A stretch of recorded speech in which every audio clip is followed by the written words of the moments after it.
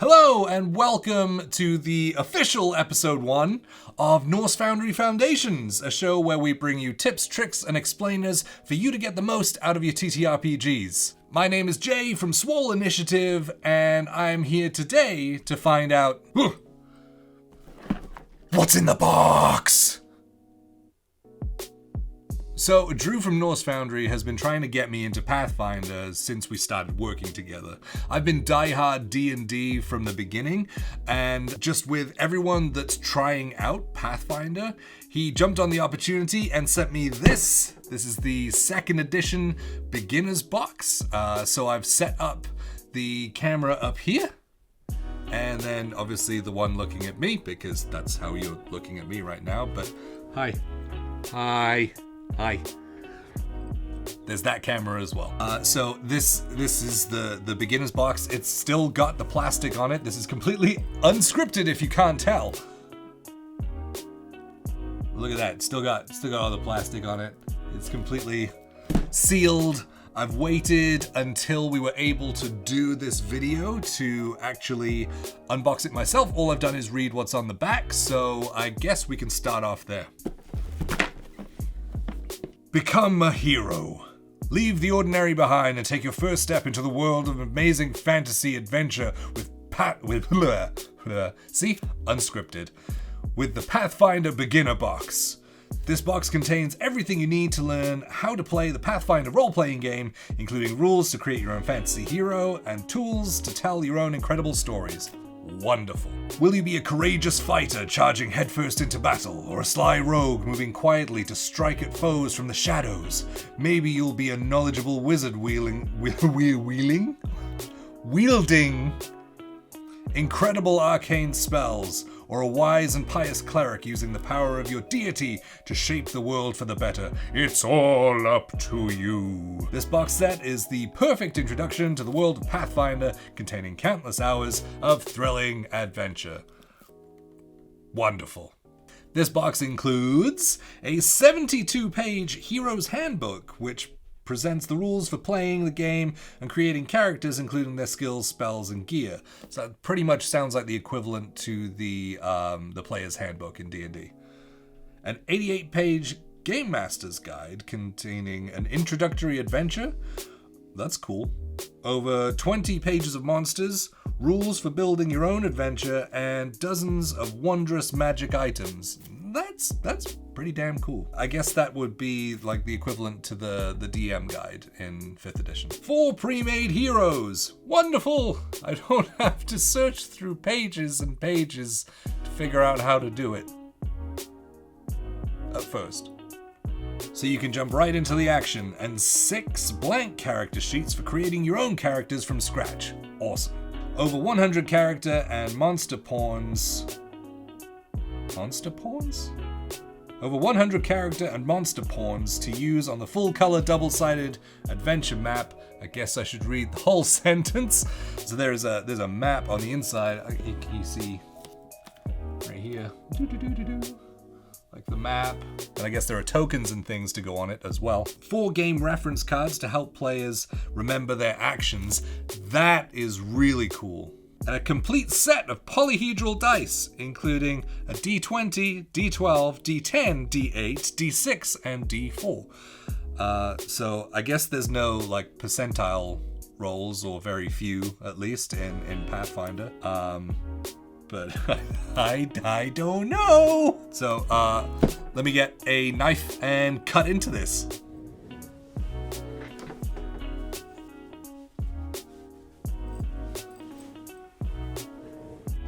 Gotta try and remember to keep this good for you guys. Can you see? Can you see? Good. Ooh. There was something so satisfying about that first puncture.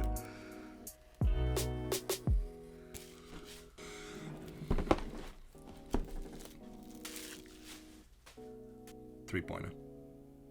What's in the box? What's in the box? Cool. All right. So, first off, on top, we have...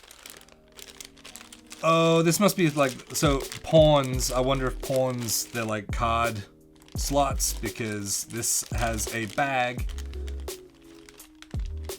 of bases for I guess you to insert like monster cards into so that you can use those. There's one green one. I don't know why it's green. Nope, doesn't tell you. Okay. I'm sure it tells us further on. This. This.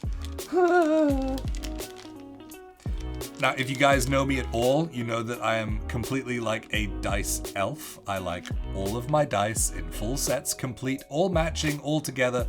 I pretty much don't own any spare dice that aren't part of a full set. Case in point, right here. And that's just in my coaster. So the fact that there's unmatching dice, but I know why this is the case. So the non-matching dice, the fact that they're all a different color, means that they can probably reference in the book, and if not, like a game master that's running is able to call out, hey, roll a d20, that's the red one, or roll a blue d12. There's less like, panic over all of the shapes that you're not quite used to yet. So yeah, cool, okay.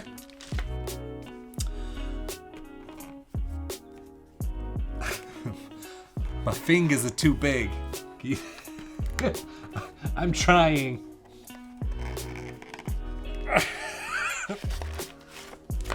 Oh, it was one page? Jesus. Pathfinder Beginner Box components. I guess I could have read that first. Gamemasters Guide, Hero's Handbook, polyhedral dice, plastic bases. Yeah, we got those. Character and monster pawns. Okay, yeah, so that's what I thought. The little card to go inside the slots on the bases. Pre-generated character sheets, blank character sheets, and the double-sided flip mat. Cool. I'm looking forward to exploring. What's on the back? Read this first. What is Pathfinder? Pathfinder is a cooperative tabletop game. If you're on your own, Pathfinder is designed for group play, but in this box includes a solo adventure so you can play on your own. That's genius. Why did D&D never mind. Open the Hero's Handbook to page 2 to play Pirate King's Plunder, which will teach you all of the basics of the game. That's genius! That's awesome. If you have a group, every group needs a game master to read and run the adventure. Pick one player to be the game master. The rest of the players will play fantasy heroes.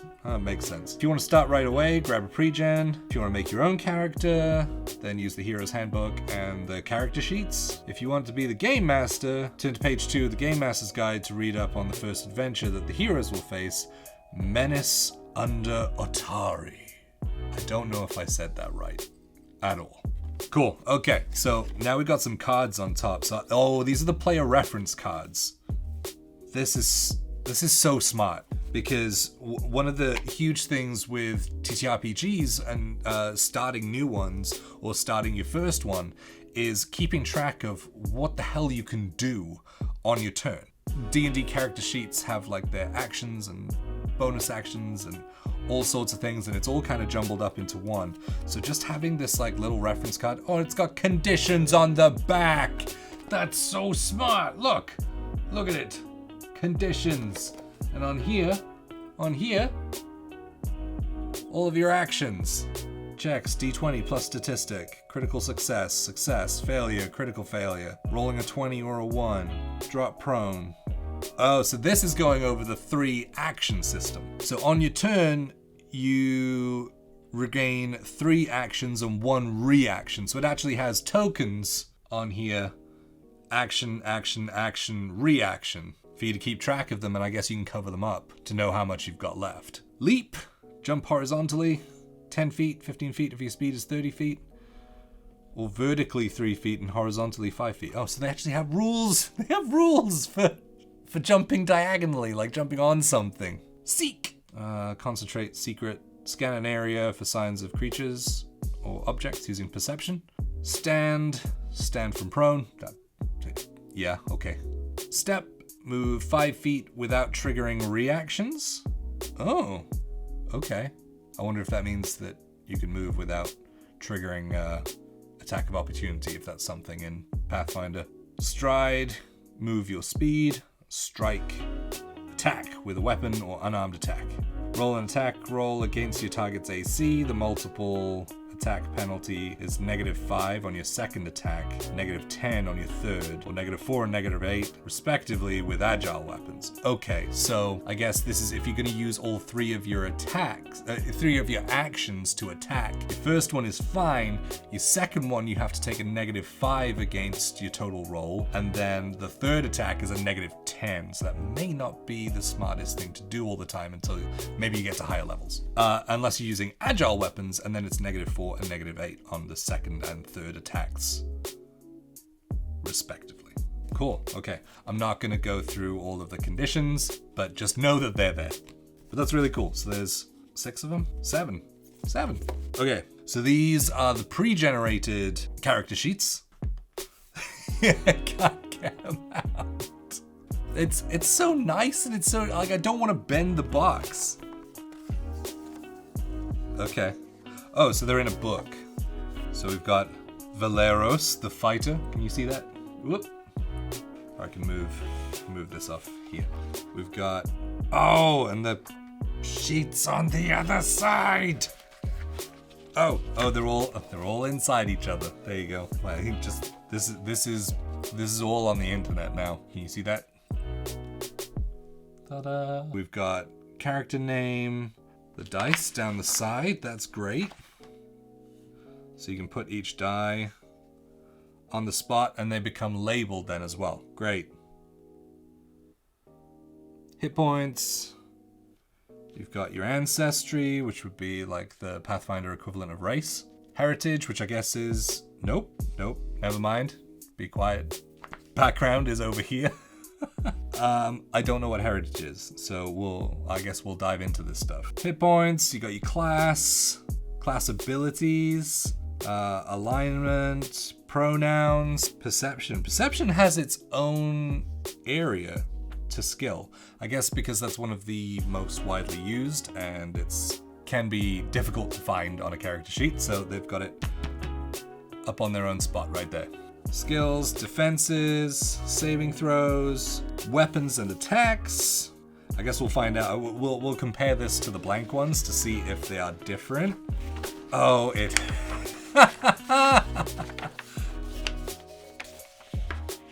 There's a sheet explaining what everything is. So what was the thing I didn't know about? Shut up. Heritage. Ancestry. You have extra hit points from being a human. Okay. Background. Oh, so this is it's a key. It's a key. It's a key. Oh man, I look so stupid. So, ancestry, can you see right there? Like, ancestry on the character sheet, ancestry here, and then it explains what you get from that. Background. As a farmhand, you got used to repetitive physical labor, giving you the farming lore skill and the assurance ability for athletics checks. It goes over everything. Then we've got attack of opportunity. Attack of opportunity. If a creature you can reach with a melee attack makes a ranged attack, uses an action with the manipulate or move trait, or leaves a square on its turn, you can use your reaction to make a melee strike against that creature. If your attack is a critical hit and the foe is using an action with the manipulate trait, their action doesn't have any effect. That's really cool. Raise a shield, shield block, sudden charge. Okay, so there's like a bunch of like abilities that you can use just for carrying a shield. That's really cool. And there's a little about Valeros on the back. Cool, okay. And then I'm not going to go through each one, but we've got Marisil, the rogue, which looks like some kind of dark elf. Whisper elf. I was look at that. Wrong again. Yeah, so big difference here is the saving throws. Fortitude, reflex, and will saves. I've heard a lot about fortitude and will saves. References that guys make at the NorseFoundry booth, and I have no idea what they're talking about. Low light vision, dark vision. So they have sneak attack, subtle theft, surprise attack, thief, trap spotter, and whisper elf. +2 circumstance bonus to perception to hear creatures within 30 feet. Cool. Meriseal. Next up, we've got Kyra, the cleric. Is she a human? She is.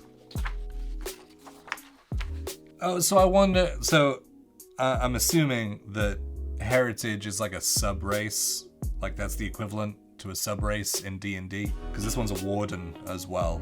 Oh my. We get a bit more on the ability side on this page right here. Spell casting, cool. Burning hands, magic weapon, heal, nice. Cantrips, okay. Just like D&D, they are spells that don't cost a spell slot. And she has a shield, so she's got a couple of the shield abilities that the fighter had as well. The art's pretty cool. Last up, we've got Ezren, the wizard, who looks like a human. Let's take a look. Ezren, yep, so everything looks pretty similar there. Well, obviously not, the abilities and things are going to be completely different, but layout-wise. Spellcasting, cantrips, equipment. Okay, yeah, so very similar to the cleric in terms of the setup. And the full body art on the back. That's pretty cool. Okay, so we're into the books now. So the first one is the Hero's Handbook. Oh, and I've got blank character sheets on the back. Oh, we were gonna do a comparison. Let's do that first. So putting these two side by side, there's a couple of differences that I see here. There's a space for a character portrait. That's pretty cool. Just gives you a space to like draw it out, I guess. And so it's easier for you to describe what your character looks like. There's also the adventure log. I guess that's kind of like quests and things, the number of experience that you earned from each quest that you go on. There's a spot for notes and a little space for a spell book as well. And on the other side, that's where we see the similarities between these two sheets. There's just an extra side, which I guess is comparable to this other side here, with a couple of extra pieces on there for you to draw your character and keep track of a few notes and things. And now back to the books. All right, Hero's Handbook. So you can see right there. Nice. Let me move this over here. So let's just take a quick flick through. Obviously, I'm not gonna read it out page by page. Pirate King's Plunder. So this is the solo adventure that you can go on if you don't have a group and you're still trying to learn. This is such a smart idea. Awarded human, so yeah, I guess this is all subrace stuff. Cavern Elf, Whisper Elf, Woodland Elf, backgrounds.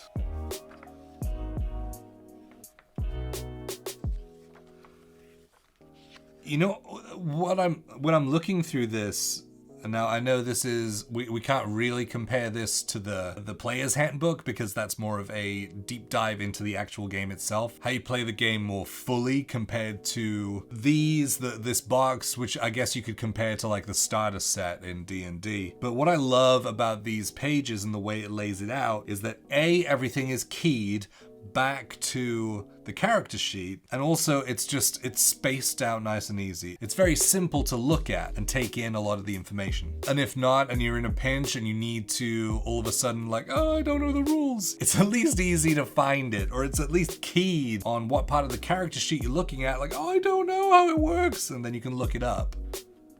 Spells. Yeah, so I see a lot of similar spells to D&D.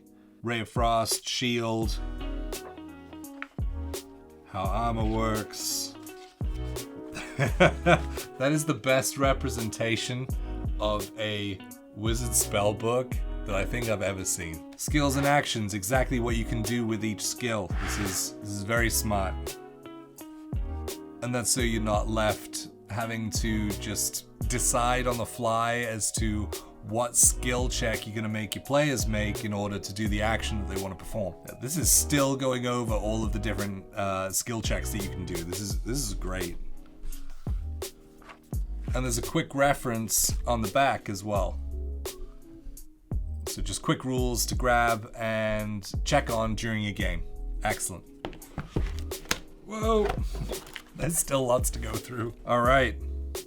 The Gamemasters Guide. I love the artwork. You see that? Not if I can't put it in focus, you can't. Menace under Otari, that's the beginner's adventure for running with a full group. Very similar looking to D&D. Got your maps laid out as well.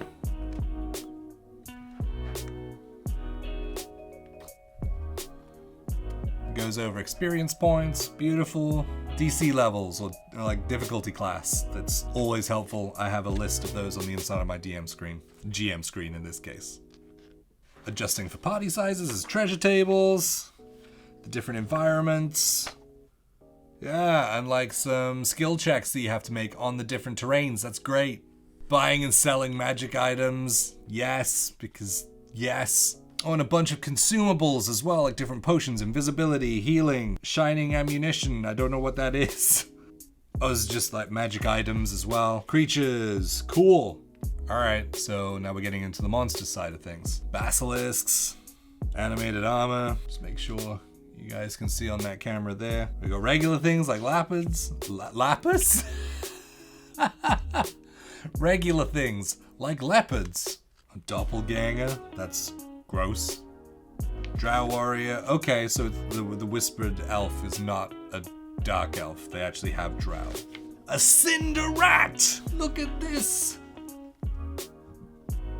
Look at that beautiful boy. Goblins! I love the goblin artwork in Pathfinder. Look at this.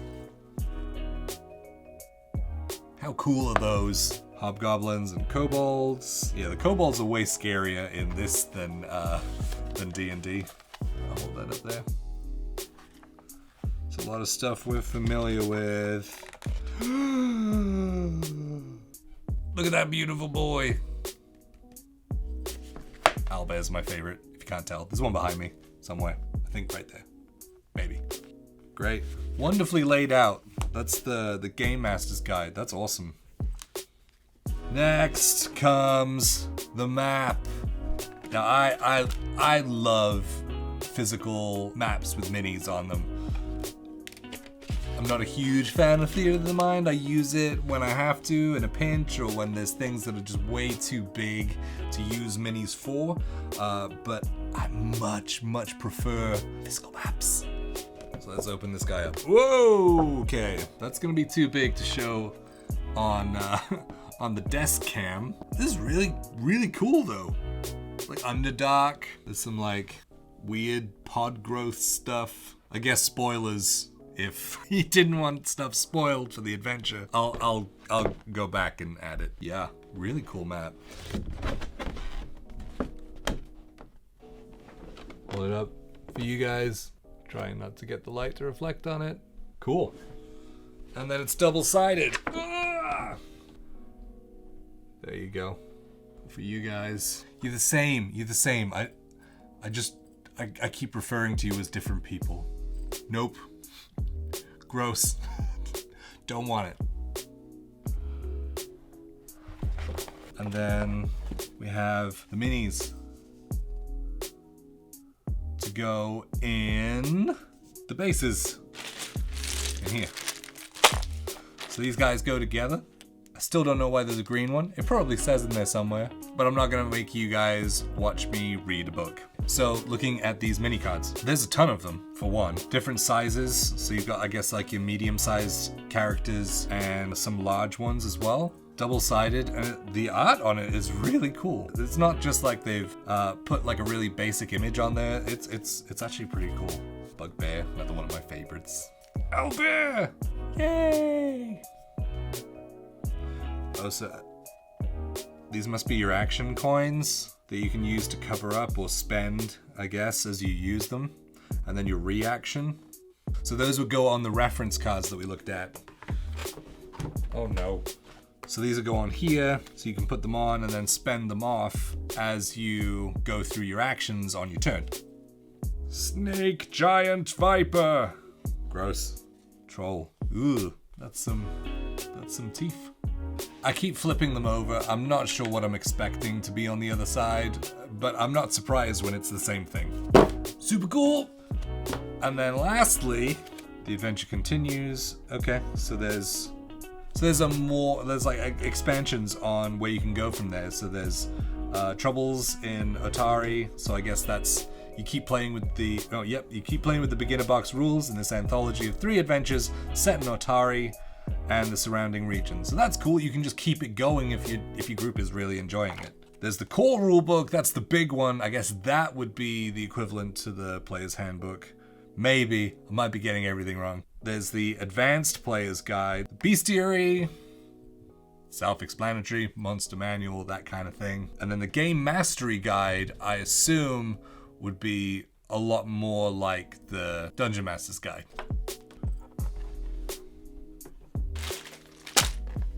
So that was a dive into an unboxing of the beginner's box for Pathfinder 2nd edition. What do you think? Is this something that you guys are going to try? Is this already your main game? What do you guys think of the beginner box? Let us know in the comments. If you found this video interesting, or if you just enjoyed laughing at me while I fumbled my way through the box, then please go ahead and give this video a like, subscribe to the channel, and absolutely ring that bell so that you don't miss out on the next video when we release it. Until then, I'll say goodbye from the Foundry.